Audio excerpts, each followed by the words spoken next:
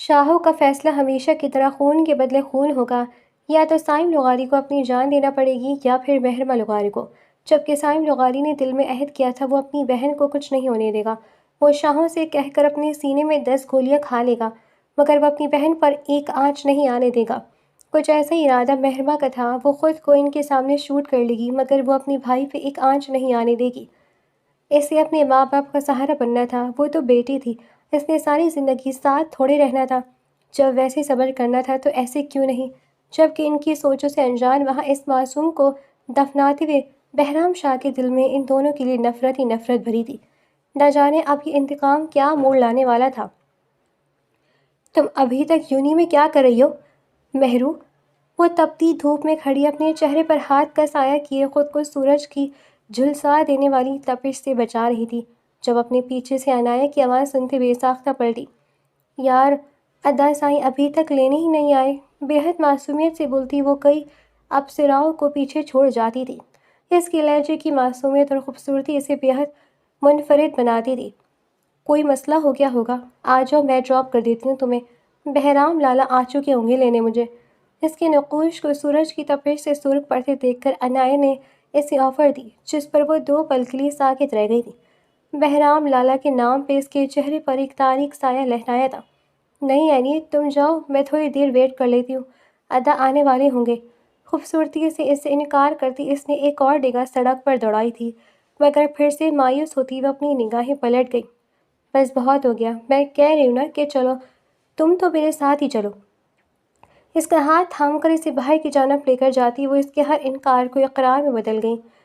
N میرا بچہ، اتنا ٹائم؟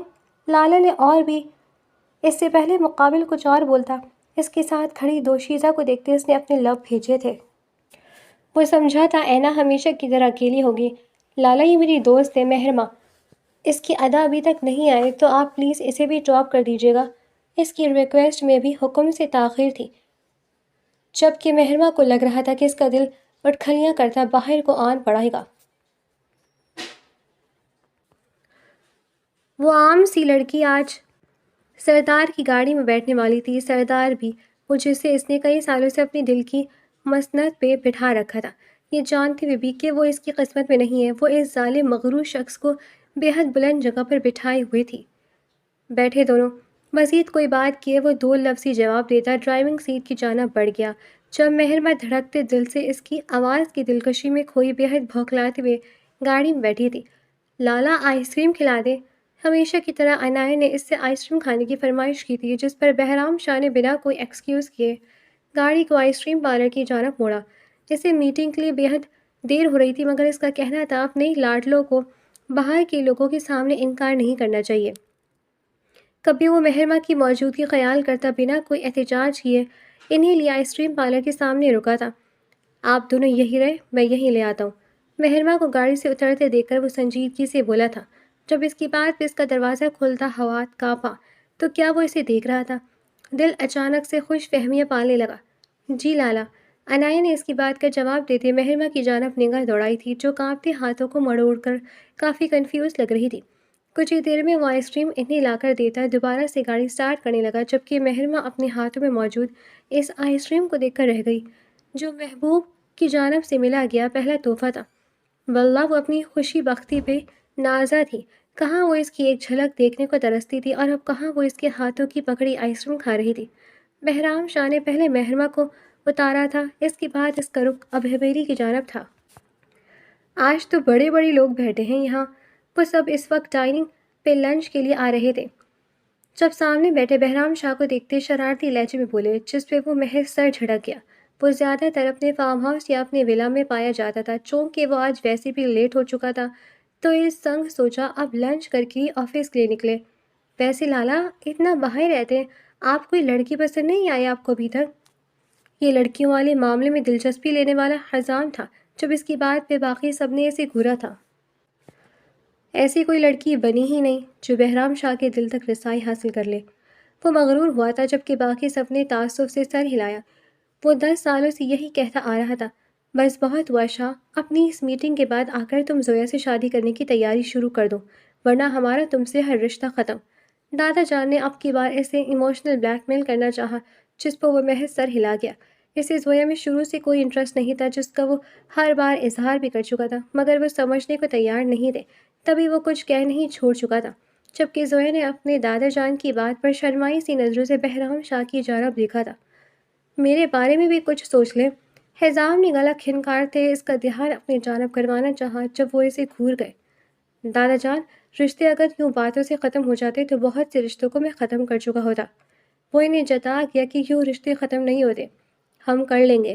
اسے سیریس لیتے نہ دیکھ کر وہ دانت کچکچا کر بولے تھے، جس پر وہ کھانے کی طرف اشارہ کر گیا تھا۔ فی الحال تو سب کھانا کھائیں۔ سب کو کھانے کی جانب متوجہ کرتا وہ خود اپنی پلیٹ میں بھی جھک گیا، جبکہ زویا نے اسے کافی غصے سے دیکھا تھا، جو ہمیشہ اس کو یوں ہی اگنور کیے اس کی انسلٹ کر دیتا تھا۔ اسلام آباد کے رو پوش علاقے میں دور دراز ایک گاؤں میں واقع ایک سفید شاہ حویلی خوبصورتی کی مثال آپ تھا۔ سفید رنگ سے رنگی ہوئی یہ دیواریں ہر دیکھنے والے کو تسلی بخش سرور دیتی تھیں۔ اس شاہ حویلی کے سربراہ تھے جہانگیر شاہ، جنہوں نے بے حد محبت سے اس شاہ حویلی کو اپنی بیوی کے لیے تیار کروایا تھا۔ جہانگیر شاہ کی شادی نصرت شاہ سے ہوئی تھی، جن کی 3 اولادیں تھیں: ادیب شاہ، حماد شاہ، ثاقب شاہ۔ ادیب شاہ کی شادی جہانگیر شاہ کے دوست کی بیٹی سے ہوئی تھی، جن کے 2 بچے تھے: بڑا بیٹا 31 سالہ بہرام شاہ، جو اس گاؤں کا سردار بھی تھا، جبکہ چھوٹی بیٹی عنایہ شاہ، جو لگ بھگ 19 سال کی تھی۔ اس کے بعد تھے حماد شاہ، جن کی شادی تحریم شاہ سے ہوئی تھی۔ ان کے 3 بچے تھے: بڑا بیٹا حزام شاہ، جو تقریباً 26 سال کا تھا۔ اس کے بعد ارحا شاہ، جو تقریباً 21 سال کی تھی، اور سب سے چھوٹا بیٹا برہان شاہ، جو 16 سال کا تھا۔ اس کے بعد تھے ثاقب شاہ، جن کے 2 بچے تھے: بڑی بیٹی زویا شاہ، جو 22 سال کی تھی، اور چھوٹی بیٹی دعا شاہ، جو 18 سال کی تھی۔ شاہ حویلی میں ہر وقت ان بچوں کی قہقہے گونجتے تھے۔ ہر قسم کی شر انگیزی سے پاک یہ فیملی ہر گھر میں امن کی مثال تھی۔ اس حویلی میں قیام پذیر لوگوں کے دلوں میں محبت کوٹ کوٹ کر بھری تھی۔ میں تمہیں چھوڑوں گی نہیں، بدتمیز انسان، میں تمہاری آج جان لے کر رہوں گی۔ وہ 19-20 سالہ لڑکی ہاتھ میں وائپر اٹھائے ایک باعث لڑکی کے پیچھے بھاگتی جا رہی تھی، جو اسے چڑھاتا ہوا اسے اپنے پیچھے دوڑا رہا تھا۔ لعنت تم پر ٹڈی، اتنا ہینڈسم لڑکا ہوں میں، اور تم مجھے آدمی کہہ رہی ہو؟ تمہارا دل نہیں کانپتا مجھے آدمی کہتے؟ ساری لڑائی بھولے وہ صدمے کے مارے بولا، جب مہربا نے اس کی صدمے سے چور آواز میں مزید دوڑ لگاتے اس تک رسائی حاصل کرنا چاہی۔ شکل تمہاری آدمیوں والی بھی نہیں ہے، مگر شکر کرو کہ آدمی بول دیا ہے تمہیں۔ اس کے پیچھے بھاگتے وہ ہانپتی بھی بول رہی تھی، جب تھک ہار کر سائن نے اسے ڈیل کرنا چاہی۔ تم نے مجھے اگر معاف کر دیا نا مہرو، تو آئی سویر میری جیب میں جتنا بھی پیسہ ہے وہ سارا، نہیں سارا نہیں، آدھا تمہارا، آدھا بھی زیادہ، ایسا کرو کہ ابھی وہ اسے کچھ اور بولتا جب وہ ٹوک گئی۔ اگر سارے کا سارا پیسہ میرے ہاتھ پہ رکھو گے تو معاف کر دوں گی، ورنہ بھول جاؤ۔ پیسے کے لالچ میں وہ کچھ بھی کر سکتی تھی۔ یہ تو پھر 2 تھپڑوں کا بدلہ تھا۔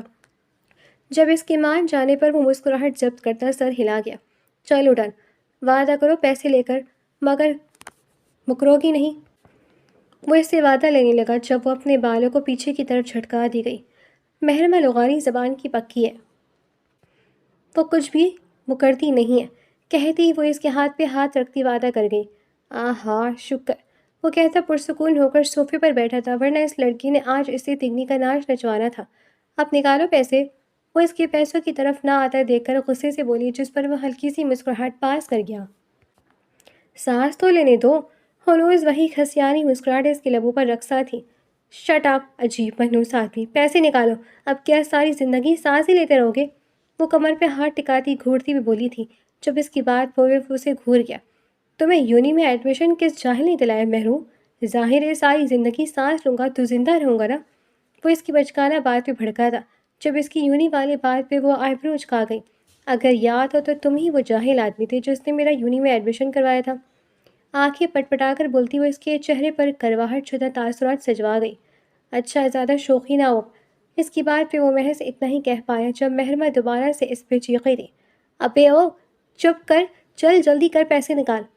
وہ ہاتھ کے اشارے سے اسے نیچے رہنے کا کہتی پیسے مانگنے لگی، جب وہ اس بات میں سر ہلاتا اپنی ہوڈی کے پاکٹس میں ہاتھ ڈال گیا، جو ماشاءاللہ اللہ کے پورے فضل و کرم سے خالی نکلی تھی۔ اس کی ہوڈیز کی پاکٹس خالی نکلتے دیکھ کر اسے 40 وولٹ کا کرنٹ لگا تھا۔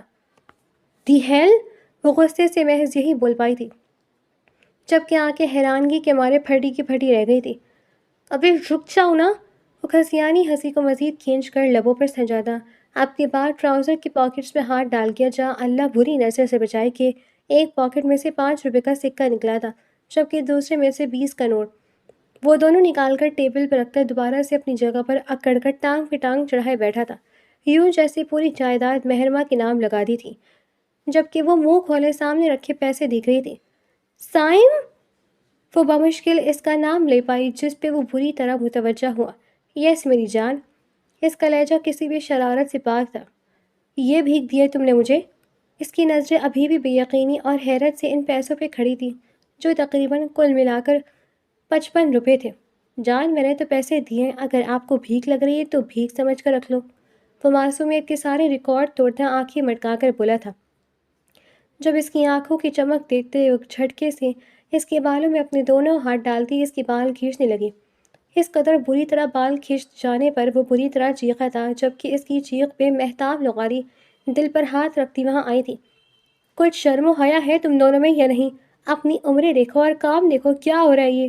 ان دونوں کو آپس میں گتھم گتھا ہوتے دیکھ کر وہ چلائی تھی جب وہ انہیں پورے جوش و خروش سے نظر انداز کرتے ہوئے لڑ رہے تھے۔ اگر تم دونوں الگ نہ ہوئے تو میری چپل میرے پاؤں میں ہی ہے، وہ انہیں وارن کرنے لگی، جس پہ دونوں نے کوئی خاص ریئیکٹ نہیں کیا تھا۔ ماما، چپل پاؤں میں پہننے کی جگہ ہے تو پاؤں میں ہی پہنیں گے نا؟ لڑتے ہوئے بھی مہرمہ کی معصوم زبان نے اپنے جوہر دکھانے بند نہیں کیے تھے۔ بکواس کروا لو بس اس لڑکی سے، چھوڑو بھائی کے بال۔ اس کے جواب پہ مہتاب لغاری نے آنکھیں نکالتے اسے ٹوکا تھا، جس پہ وہ سائم کی جانب متوجہ ہوئی۔ ساغر، یہ دنیا ہمیں الگ ہونے کہے گی ساغر، مگر تم مجھ سے جدا مت ہونا ساغر۔ مہتاب لغاری کی بات پہ اچانک سے مہرمہ نے اپنے شرارتی دماغ کو چلاتے بے حد بڑی ایکٹنگ کرتے اس کو مزید زور سے کھینچا تھا، جبکہ اس کی بات پہ قہقہ لگاتے سائم نے اس کے بالوں کو پکڑ کر گھماتے اس کی چیخیں بلند کی تھی۔ نہیں کروں گا تمہیں خود سے جدا کبھی شیلا، ایسے ہی پکڑ کر رکھوں گا تمہیں۔ وہ بھی اسی کے انداز میں بولتا اس کے بالوں کو پکڑتا مزید زور سے کھینچنے لگا۔ شٹ اپ شیلا، مت کہو مجھے، پیارا سا نام لو۔ اس کے منہ سے شیلا سنتے وہ زور سے چیخی تھی۔ تم لوگ ایسے باز نہیں آؤ گے مطلب؟ ان دونوں کی اوور ایکٹنگ دیکھتے مہتاب شاہ نے اپنے پیر سے چپل نکالتے ان کی طرف دیکھتے کہا تھا، جو دونوں ہی آپس میں مگن انہیں ہلکا لے رہے تھے۔ مزید اپنے ضبط کو ٹوٹتا دیکھ کر وہ ان کی طرف بڑھی تھی، جب انہیں یوں اپنی طرف آتا دیکھ کر وہ دونوں چیختے ہوئے بھاگے تھے۔ تو یہ تھی لغاریوں کی ایک خوبصورت مگر چھوٹے سے گھر کا منظر، جہاں عالم لغاری اپنی بیوی مہتاب لغاری اور 2 بچوں کے ساتھ رہائش پذیر تھے۔ 5 مرلے پر یہ بنا یہ چھوٹا سا گھر محبتوں کے مہک سے ہر پل مہکتا تھا، جبکہ اس گھر کی سب سے مشہور چیز مہتاب شاہ کی چپل تھی، جو تھوڑی تھوڑی دیر بعد مہرمہ لغاری اور سائم لغاری کو تحفے میں ملتی رہتی تھی۔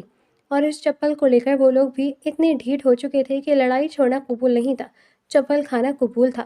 عالم لغاری ایک سرکاری ملازم تھے، وہ کافی امیر تو نہیں تھے، مگر ان کی تنخواہ سے وہ ایک اچھی زندگی گزر بسر کر رہے تھے، جبکہ سائم بھی اپنی اسٹڈی کرنے کے بعد ایسی ہی کسی جاب کی تلاش میں تھا۔ تم کدھر جا رہے ہو اس وقت؟ برہان، جو اپنی ہیوی بائک کی چابی اچھالتا جھومتا ہوا جا رہا تھا، حزام شاہ کی آواز پہ بے ساختہ ٹھٹک کر رکا۔ وہ عنایا آپی نے آئس کریم منگوائی ہے، وہی لینے جا رہا ہوں۔ دانتوں کی مکمل نمائش کراتا وہ حزام شاہ کے ماتھے پہ گہری بل ڈالنے کا سبب بنا۔ اور یہ کس خوش فہمی میں منگوائی ہے تمہاری عنایا آپی نے؟ ایک آبرو اچکا کر پوچھتا وہ برہان، جو تھوڑا محتاط کر گیا۔ دیکھیں، یہ تو انہوں نے مجھ سے بھی شیئر نہیں کیا، آپ خود پوچھ لیں، شاید آپ سے کر لیں۔ چالاکی سے اپنی جان چھڑواتا وہ کندھے اچکا گیا۔ 16 سالہ یہ بچہ بے حد خوبصورت تھا۔ وہ کوئی عام بچوں کی طرح دبلا پتلا نہیں تھا، بلکہ اس کی جسامت باقی بچوں کی نسبت کافی حد تک تھی۔ وہ ضرورت سے زیادہ ہیلدی تھا، وجہ اس کا ہر وقت کا کھانا تھا۔ سرخ و سفید کا گول مٹول سا یہ بچہ مجھے تو بے حد پسند ہے۔ ہاں تو جیسے بتا ہی دے گی مجھے۔ دل دل میں اس مغرور شاہزادہ کے نخروں کا سوچتا وہ بے حد جلا بھنا تھا، جب اس کی بڑبڑاہٹ برہان شاہ نے بڑے ضبط سے سنی تھی۔ اچھا پھر چلتا ہوں میں، آپ کوستے رہیں خود کو، اندر جائیں نا۔ حازم شاہ کے تاثرات دیکھ کر وہ آگ لگانے والے انداز میں بولتا جانے ہی والا تھا، جب اس کی جانب سے موصول ہونے والی دھمکی پر گالا کھنکارتا وہ اپنا جملہ سیدھا کر گیا تھا۔ باز آ جاؤ، تمہاری شرارتیں دن بدن بڑھتی جا رہی ہیں۔ انگلی اٹھا کر اسے وارن کرتا وہ اندر کی جانب بڑھ گیا، جب پیچھے سے برہان نے منہ چڑھاتے ہوئے اپنی بائک کو اپنے حصار میں لیا۔ چل میری جان، آج لمبی سواری کر کر آتے ہیں۔ ایک ہاتھ سے اپنی بائک کو محبت سے سہلاتا وہ یوں بولا جیسے مقابل اس کی محبوبہ تھی۔ اگلے ہی سیکنڈ اس کی بائک شاہ حویلی سے نکلتی سڑک پہ فراٹے بھرتی بھاگ رہی تھی۔ کدھر کی تیاری ہے تم دونوں کی؟ وہ دونوں جو اپنی ماں سے چھپ چھپ کر آئس کریم کھانے جا رہے تھے، پیچھے سے ماں کی پکارنے پر بے ساختہ گہری سانس بھر گئے، جبکہ مہرمہ کے تاثرات روحان سے ہوئے تھے۔ اس نے تو نیند کی گولی بھی ملا کر دی تھی انہیں چائے میں، پر اس گولی کا بھی ان پہ کوئی اثر نہیں ہوا تھا۔ مما ویسے آپ کس مٹی کی بنی ہے؟ آپ انسان ہی ہے نا؟ یار نیند کی گولی کا بھی اثر نہیں ہوا؟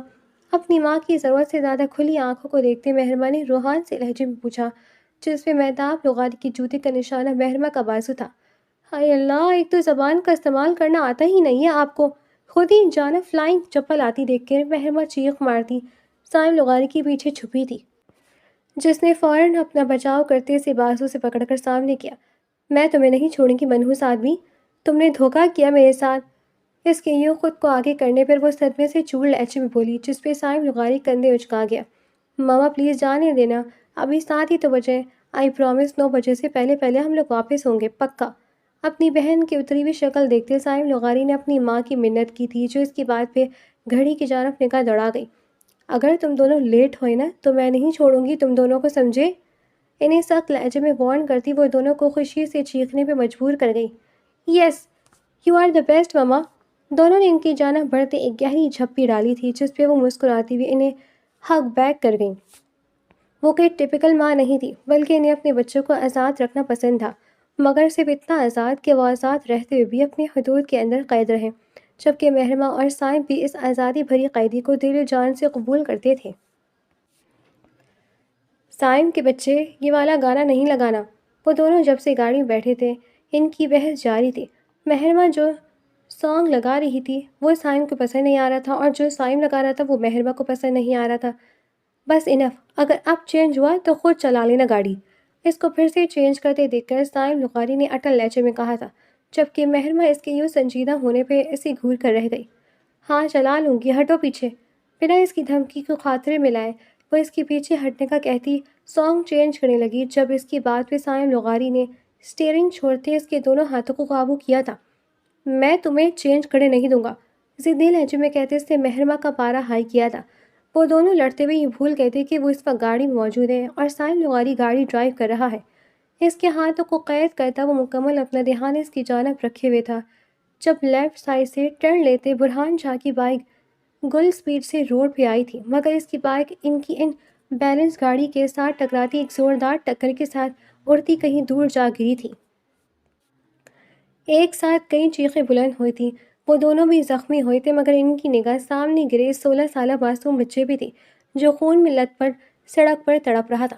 سائم کے ہاتھ بے جان ہوئے تھے، وہ حیرت سے پھٹی پھٹی آنکھوں کے ساتھ اس چھوٹے سے بچے کو تڑپتا دیکھ رہا تھا۔ 1 منٹ میں وہاں سب اکٹھے ہوئے ایمبولینس کو کال کر رہے تھے، جبکہ وہ دونوں اس وقت بالکل ساکت کھڑے تھے۔ وہ بھول گئے تھے ان کی جان کو خطرہ ہو سکتا ہے، انہیں وہاں سے نکلنا چاہیے تھا، مگر وقت وہ بھول چکے تھے۔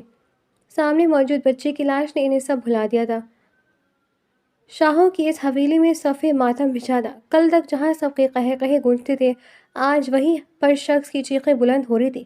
اس حویلی کا سب سے چھوٹا چراغ رات ہوئے حادثے کی بدولت اپنی جان گنوا بیٹھا تھا۔ سب سے بری حالت عنایت کی تھی، وہ رو رو کر خود کو قصوروار بتا رہی تھی۔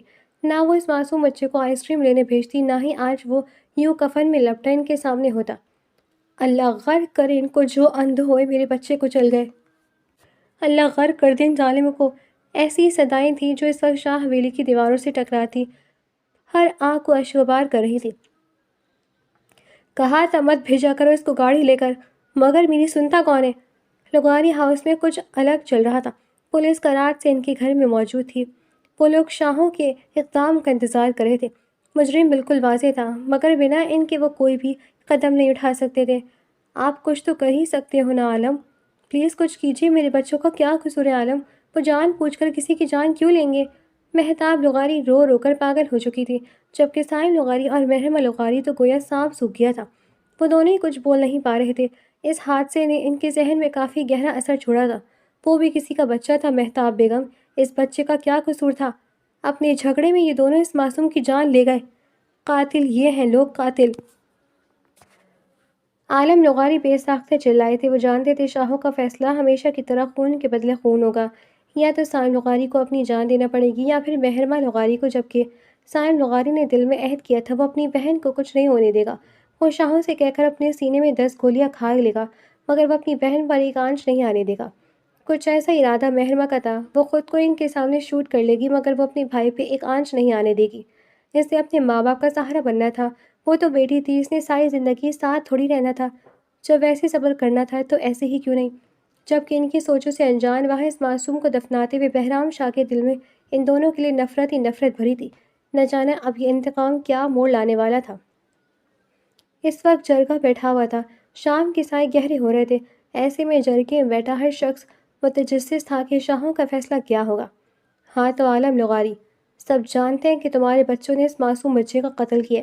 اس سے پہلے کہ حاجی مرجان اپنی بات مکمل کرتا، مہرما جو ایک طرف مکمل پردے میں کھڑی تھی بے ساختہ اسے ٹوک گئی تھی۔ اپنے جملوں کی تصحیح کیجیے انکل، ہم نے جان بوجھ کر قتل نہیں کیا ہے، ہماری چلتی گاڑی کے سامنے آیا تھا وہ بچہ، وہ چاہے کافی معصوم تھی مگر وہ غلط بات بالکل برداشت نہیں کرتی تھی۔ تو کیا آپ لوگ اندھے تھے جب وہ بچہ آپ لوگوں کے سامنے آیا؟ اگلا سوال حاجی نصر اللہ کی جانب سے آیا تھا۔ مجھے نہیں لگتا کہ انسان میں اتنا جھگڑا ہے کہ وہ اپنے سامنے آتی بائک کو دیکھ کر اپنے حواس پر برقرار رکھتے ہوئے اپنے دماغ کو چلا سکے۔ جب ایک جیتا جاگتا انسان آپ کی چلتی گاڑی کے سامنے اچانک سے آ جائے تو حواس اپنے آپ سلب ہو جاتے۔ سائم کو منہ کھولتے دیکھ کر مہرما نے دوبارہ سے اس کا ہاتھ تھام کر چپ رہنے کا اشارہ کرتے اپنا جواب پیش کیا تھا۔ اس کے جواب پہ جرگے کی سرگوشیاں ہونے لگی، جب وہاں بہرام شاہ کے ساتھ ساتھ حزام شاہ نے اپنے قدم جمائے تھے۔ ہمیں خون کے بدلے خون چاہیے، یہ آواز بہرام شاہ کی تھی۔ ایسی روبدار بھاری آواز کی کوئی بھی اس آواز کی مخالف نہیں جا سکتا تھا۔ مجھے منظور ہے میرا خون آپ پر حلال ہو، بے حد فراغ دلی سے بولتی وہ سب کو حیرت سے منہ کھولنے پر مجبور کر گئی۔ یہ پہلا تاریخی جرگہ تھا جس میں عورت کی زبان کی جوہر دکھاتا ہر کوئی خاموش تھا۔ ہمیں مرد کا خون چاہیے۔ اس کی بات پہ حزام شاہ نے اس کی تصحیح کی تھی، وہ عورتوں سے بدلہ لینے والے نہیں تھے۔ جب ڈرائیونگ مرد کر رہا تھا تو بدلہ بھی اسی سے لیا جانا چاہیے تھا۔ پھر ایسا کریں آپ لوگ اپنے خاندان میں سے کسی کا خون کر لیں، کیونکہ میرے خاندان میں 2 ہی مرد ہیں جنہیں میں آپ کو ہاتھ بھی لگانے نہیں دوں گی۔ بے حد تنفر سے بولتی وہ سب کو سانس روکنے پہ مجبور کر گئی۔ عالم لغاری تمہاری بیٹی جرگی کی بے ادبی کر رہی ہے۔ حاجی نصر اللہ نے اس کی زبان کے جوہر دیکھتے عالم لغاری کو درمیان میں گھسیٹا تھا، جبکہ ان کی بات سنتے مہربا نے حیرت سے آئیبرو جھکائے۔ کون سا جرگہ؟ یہ جرگہ؟ اس جگہ کی بے ادبی نظر آ رہی ہے آپ کو؟ یہاں ہزاروں مردوں کے درمیان کھڑی کی گئی ایک عورت کی بے ادبی ہوتی نہیں دیکھ رہی آپ لوگوں کو؟ ایک بے جان چیز جس کا کوئی وجود نہیں، آپ اس کی بے ادبی پہ بھڑک رہے ہیں؟ پہلے ایک جیتے جاگتے انسان کا ادب کرنا تو سیکھ لیں۔ تنفر سے سر جھٹکتے وہ حقارت آمیز لہجے میں بولی تھی۔ اس کی بات پہ جرگے میں موجود ہر شخص کا سر جھکا تھا، وہ صحیح کہہ رہی تھی، اس بھرے جرگے میں وہ اکیلی لڑکی تھی۔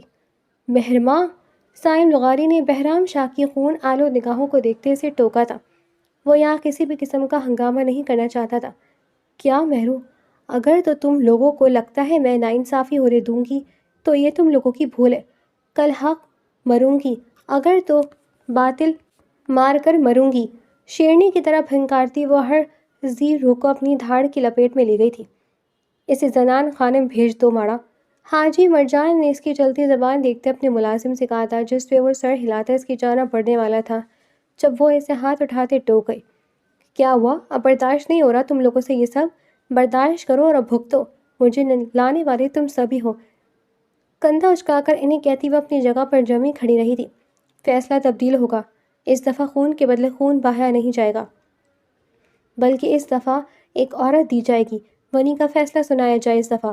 یہ روب دار مگر ٹھہری ہوئی آواز سید جہانگیر شاہ کی تھی۔ اپنے دادا کی بات پہ بہرام شاہ سمیت حازم شاہ نے بھی بے یقینی سے اس کی جانب دیکھا تھا۔ وہ کیا بات کر رہے تھے؟ وہ کیسے برہان کا خون معاف کر سکتے تھے؟ مجھے آپ کے فیصلے سے اختلاف ہے دادا جان۔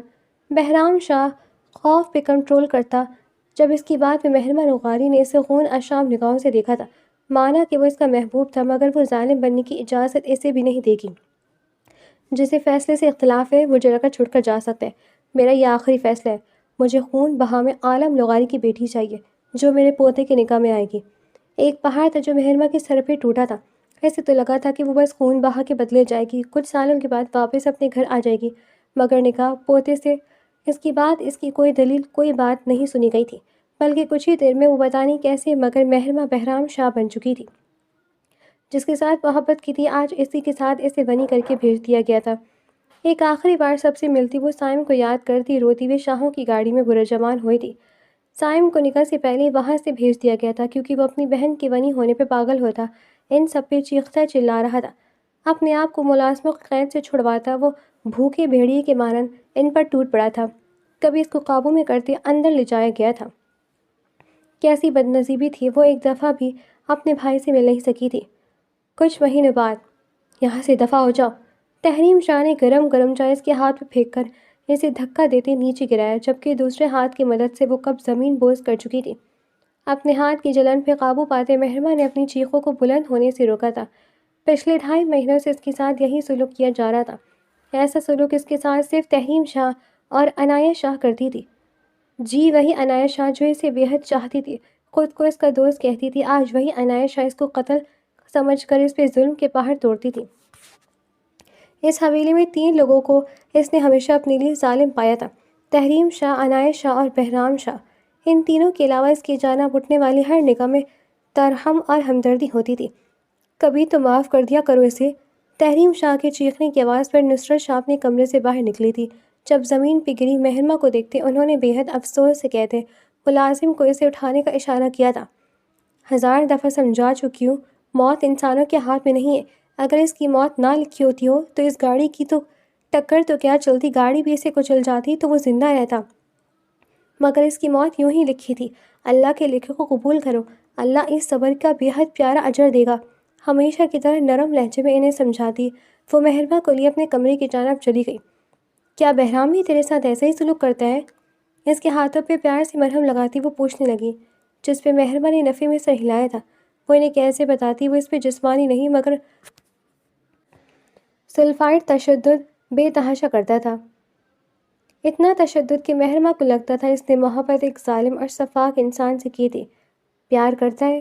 نہ جانے کیوں آج نصرت شاہ کو اس کے پرسنلز میں گھسنے کا شوق چڑھا تھا۔ جبکہ ان کے سوال پہ دروازہ کھول کر اندر آتے بہرام شاہ کے ہاتھ ٹھٹک کر رکے تھے، وہ اپنا اندر جانا کینسل کرتا وہیں کھڑے کھڑے اس کا جواب سننے کا خواہش مند ہوا تھا۔ جی کرتے ہیں، بے حد ڈھنائی سے جھوٹ بولتی وہ بہرام شاہ کو آنکھیں کھولنے پہ مجبور کر گئی۔ اسے یاد نہیں پڑتا تھا کہ اس نے کبھی اس لڑکی کی طرف پیار کی نگاہ بھی ڈالی ہوگی۔ وہ ڈائریکٹ پیار کرنے کا بول رہی تھی۔ جھوٹی مکارن، اسے مزید ناموں سے نوازتا وہ اس کے آگے کی فلم کا انتظار کرنے لگا۔ جانتی تھی میں اتنی پیاری بیوی کو بھلا کوئی کیسے چھوڑ سکتا ہے؟ نصرت شاہ کی بات پہ بہرام شاہ نے حیرانگی سے اپنی دادو کی جانب دیکھا تھا۔ وہ اپنے پوتے کو ایسا سمجھتی تھی بس اوپر سے ہمارے سامنے شوخہ بنتا ہے، اندر سے تو پورا کا پورا دل تم پہ آیا ہوا ہے۔ مزے سے اس کو بہرام کے دل کے احوال بتاتے وہ مہرمہ کو گہری سانس لینے پہ مجبور کر گئی، جبکہ بہرام شاہ نے دانت کچکچائے۔ میرے دل کے ایسے حال احوال میں تو نہیں جانتا، مگر میری دادو ضرور جانتی ہیں۔ ہلکی آواز میں بڑبڑاتا وہ اس کی پشت کو گھونے لگا، جو نصرت شاہ کے سامنے نہ جانے کیسی کیسی کہانیاں گھڑتی اس کا کردار مشکوک بنا رہی تھی۔ کوئی خوشخبری ہے کیا؟ ان کی اگلی بات پہ تو گویا مہرمہ اچھلی تھی، جبکہ کچھ ایسا ہی حال بہرام شاہ کا تھا۔ وہ اسے یہاں بنی کر کے لایا تھا یا بچہ پیدا کروانے؟ غصے سے سوچتا وہ مہرمہ کو کھا جانے والی نگاہوں سے گھورا تھا۔ اس میسنی عورت کی وجہ سے آج نصرت شاہ کہاں تک پہنچ گئی تھی۔ نہیں ایسا کچھ نہیں ہے، بے حد بھوکلائی لہجے میں کہتی وہ اپنی جگہ سے اٹھی تھی۔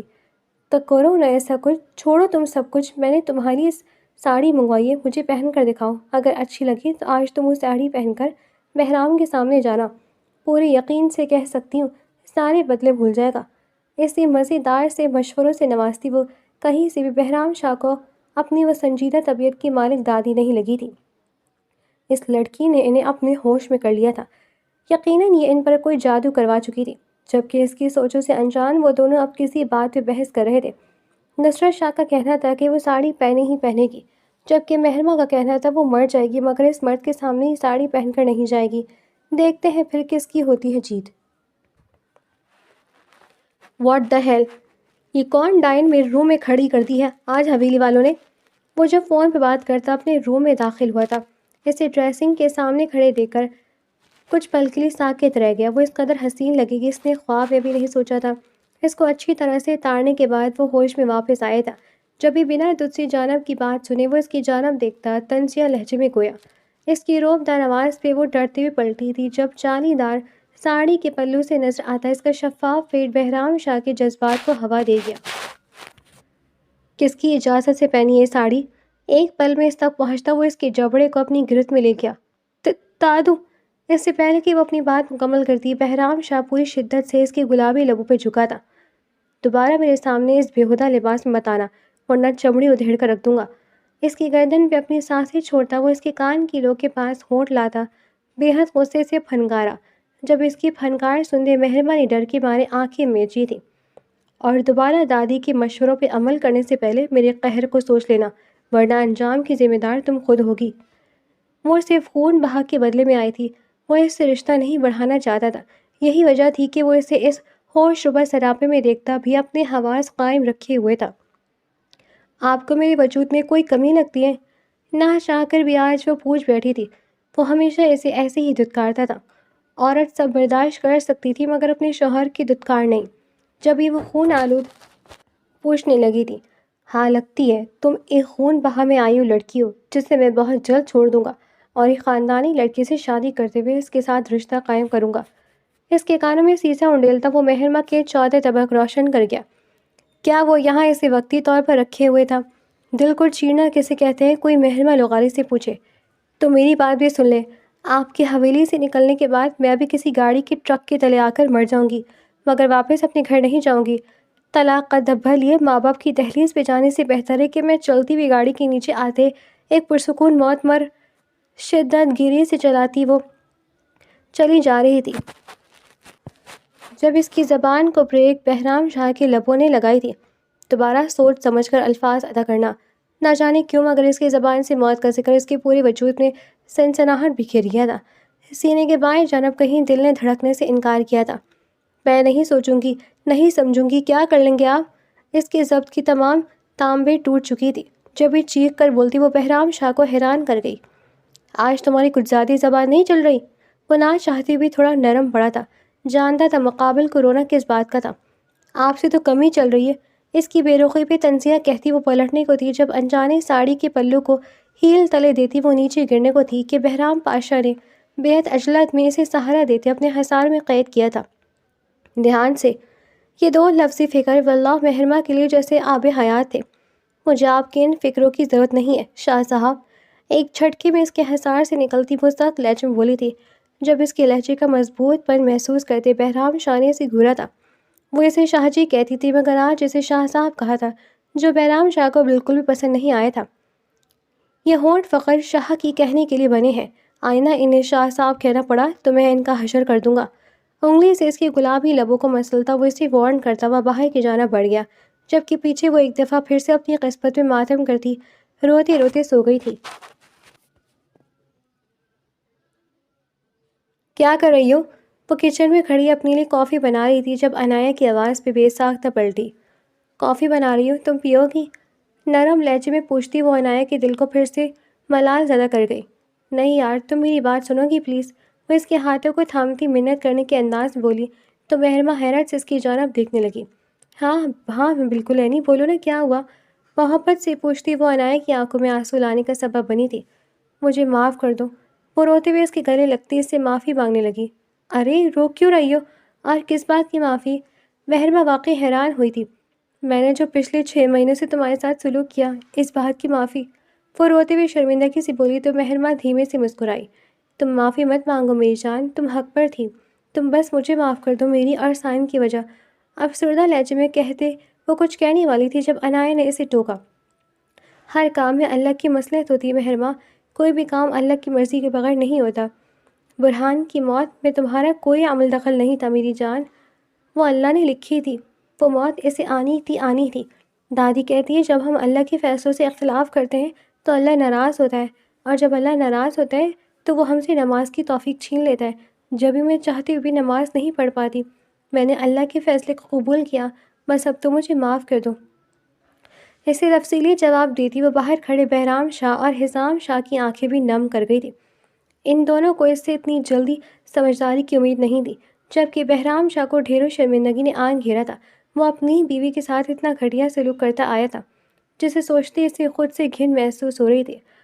الٹے قدموں مرتبہ اپنے روم کی جانب بڑھا تھا، جبکہ حزام شاہ نے ایک نگاہ اس کی پشت کی جانب ڈالے اپنے قدم اپنے روم کی جانب بڑھا دیے تھے۔ تم نے مجھے معاف کر کے اللہ کی رضا کو قبول کیا، مجھے اس بات کی بےحد خوشی ہے۔ بس اب تحریم آنٹی ٹھیک ہو جائیں تو۔ اس سے پہلے وہ کچھ کہتی عنایہ نے اسے ٹوکا تھا۔ جانتی ہو میرا دل صاف کرنے کی وجہ تحریم چچی ہی بنی ہے، وہ تمہاری طرف سے اپنا دل صاف کر چکی ہے۔ یو نو واٹ، انہوں نے ہی مجھے بھیجا تھا کہ اگر تم مجھے معاف کر دو گی تو وہ بھی تم سے معافی مانگنے آئیں گی۔ اس کی پیشوانی کو دور کرتی وہ محبت سے کندھے لہجے میں بولی تھی۔ تو مہرمہ کو بےحد حیرت ہوئی تھی۔ واقعی؟ وہ سچ میں بے یقین تھی۔ ہاں بالکل میری جان، ابھی وہ ریسٹ کر رہی ہیں، جلدی وہ تمہارے پاس آئیں گی۔ اس کا پھر سے گلے لگاتی وہ اسے خوشخبری دینے لگی، جس پہ مہرمہ نے اللہ کا شکر ادا کیا تھا۔ اس کا صبر بلا آخر رنگ لے آیا تھا۔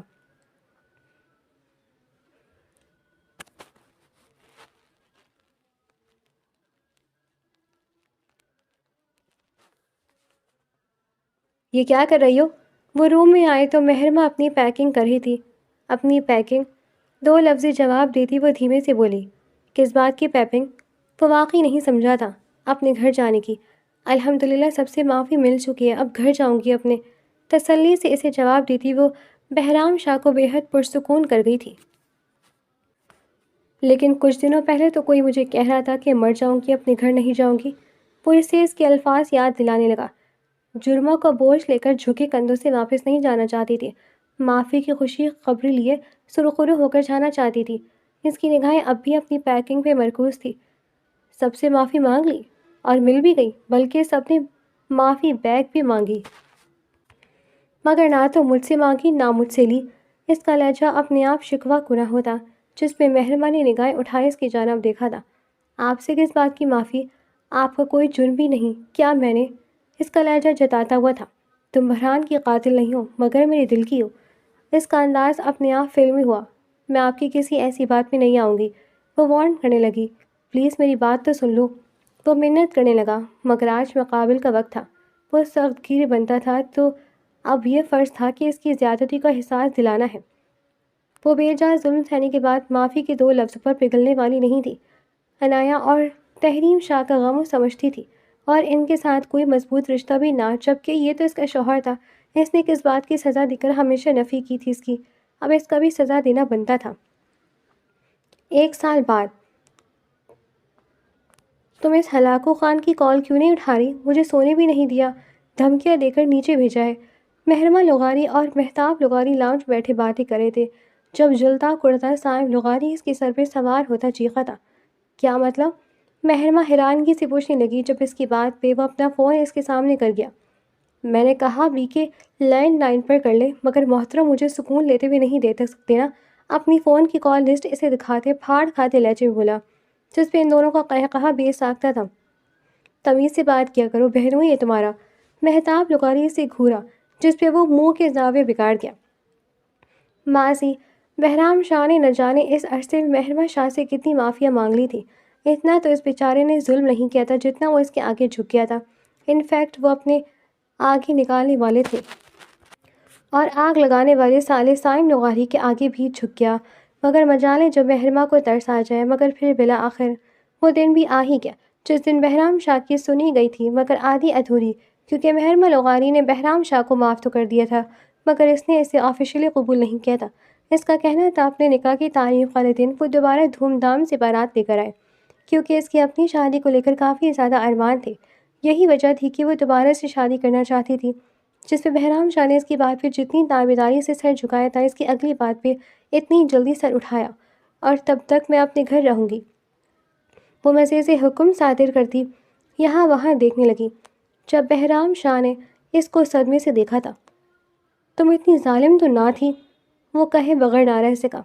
آپ کی صحبت کا اثر ہے، مقابل اس کی ہی بیوی تھی، جبکہ اس کے بے حد احتجاج کے بعد سب نے مہرمہ کا ساتھ دیا تھا، جبکہ ان کے دوبارہ سے شادی اسی تاریخ کو ہونا قرار پائی تھی۔ تم مجھ سے اب بالکل بات نہیں کرتی؟ بہرام شاہ کی جانب سے موصول ہونے والا میسج پڑھتے اس نے اپنے لب دبائے تھے۔ شادی کی تاریخ پاس آ رہی ہے نا، اس لیے آپ سے شرماتی آئی ہے۔ جان پوچھ کر شرمیلا ایموجی بھیج کر اس کے جذبات کے ساتھ کھیلنے لگی۔ ہائے ظالم، مارو گی کیا؟ اس کا میسج پڑھتے بہرام شاہ نے آہ بھرتے کہا تھا، جبکہ اس کی بات پہ کھلکھلا کر ہنستی بے حد پیاری لگی تھی۔ یوں ہی ان کی کبھی ختم نہ ہونے والی گفتگو شروع ہو چکی تھی۔